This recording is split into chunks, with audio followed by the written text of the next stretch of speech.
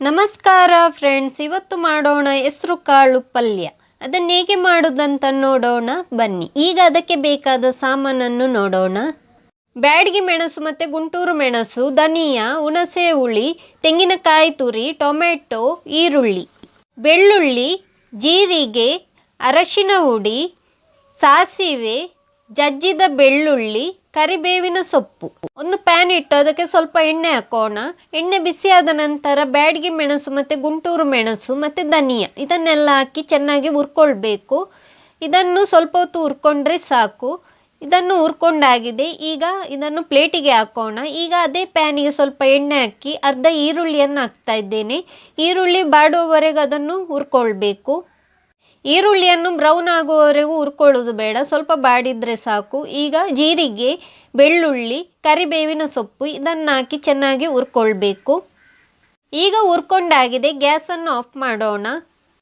ಈಗ ರುಬ್ಬೋ ಕಲ್ಲಿಗೆ ಮೆಣಸು, ಧನಿಯಾ, ಅರಶಿನ ಹುಡಿ ಮತ್ತು ಹುಣಸೆ ಹುಳಿ ಹಾಕಿ ನೀರು ಹಾಕಿ ರುಬ್ತಾ ಇದ್ದೇನೆ. ನೀರು ಜಾಸ್ತಿ ಹಾಕೋದು ಬೇಡ, ಸ್ವಲ್ಪ ಸ್ವಲ್ಪ ಹಾಕಿದರೆ ಆಯಿತು.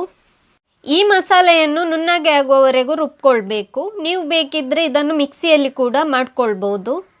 ನಾನು ರುಬ್ಬೋ ಕಲ್ಲಲ್ಲಿ ಮಾಡಿದ ವಿಡಿಯೋವನ್ನು ತುಂಬ ಜನ ಲೈಕ್ ಮಾಡ್ತಾ ಇದ್ದಾರೆ. ಅದಕ್ಕೆ ಕೈಯಲ್ಲಿ ರುಬ್ಬಿಯೇ ತೋರಿಸ್ತಾ ಇದ್ದೇನೆ.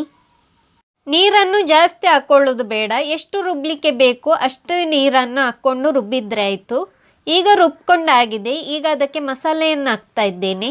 ಮಸಾಲೆಯನ್ನು ಚೆನ್ನಾಗಿ ರುಬ್ಕೊಳ್ಬೇಕು. ಈಗ ತೆಂಗಿನಕಾಯಿ ತುರಿ ಹಾಕ್ತಾ ಇದ್ದೇನೆ. ತೆಂಗಿನಕಾಯಿ ತುರಿಯನ್ನು ಜಾಸ್ತಿ ಹೊತ್ತು ರುಬ್ಬೋದು ಬೇಡ, ಸ್ವಲ್ಪ ರುಬ್ಬಿದ್ರೆ ಸಾಕು. ನಾನಿಲ್ಲಿ ಮಸಾಲೆಗೆ ಈರುಳ್ಳಿ, ಬೆಳ್ಳುಳ್ಳಿ, ಸ್ವಲ್ಪ ಜೀರಿಗೆ, ಹಾಗೆಯೇ ಸ್ವಲ್ಪ ಕರಿಬೇವಿನ ಸೊಪ್ಪು ಹಾಕಿದ್ದೇನೆ. ಈಗ ರುಬ್ಕೊಂಡಾಗಿದೆ. ಅದನ್ನು ಪ್ಲೇಟಿಗೆ ತೆಗೆಯೋಣ. ಈಗ ಕಲ್ಲನ್ನು ತೊಳಿಲಿಕ್ಕೆ ಸ್ವಲ್ಪ ನೀರು ಹಾಕ್ತಾ ಇದ್ದೇನೆ. ಅದನ್ನು ತೊಳೆದ ನಂತರ ಒಂದು ಬೇರೆಯೇ ಪಾತ್ರೆಗೆ ಹಾಕ್ಕೊಳ್ಬೇಕು. ಈಗ ಹೆಸರು ಕಾಳನ್ನು ಬೇಯಲಿಕ್ಕೆ ಇಡೋಣ.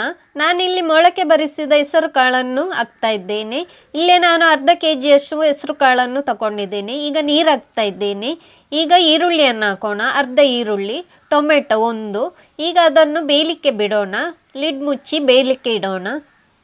ಹೆಸರು ಕಾಳು ಬೇಗನೆ ಬೇಯುತ್ತೆ. ಈಗ ಲಿಡ್ ಓಪನ್ ಮಾಡಿ ನೋಡೋಣ.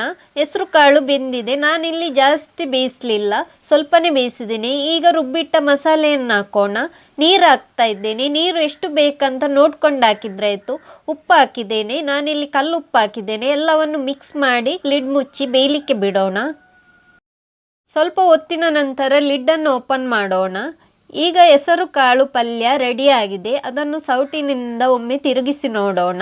ಈಗ ಅದಕ್ಕೆ ಒಂದು ಒಗ್ಗರಣೆಯನ್ನು ಹಾಕೋಣ. ಒಗ್ಗರಣೆಗೆ ಸ್ವಲ್ಪ ಬಾಣಲೆಗೆ ಎಣ್ಣೆಯನ್ನು ಹಾಕ್ಕೊಳ್ಬೇಕು. ಎಣ್ಣೆ ಬಿಸಿಯಾದ ನಂತರ ಜಜ್ಜಿದ ಬೆಳ್ಳುಳ್ಳಿಯನ್ನು ಹಾಕ್ತಾ ಇದ್ದೇನೆ. ಸ್ವಲ್ಪ ಸಾಸಿವೆ ಸಿಡಿದ ನಂತರ ಕರಿಬೇವಿನ ಸೊಪ್ಪನ್ನು ಹಾಕ್ತಾ ಇದ್ದೇನೆ. ಈಗ ಒಗ್ಗರಣೆ ರೆಡಿಯಾಗಿದೆ. ಅದನ್ನು ಹೆಸರು ಕಾಳು ಪಲ್ಯಕ್ಕೆ ಹಾಕ್ತಾ ಇದ್ದೇನೆ.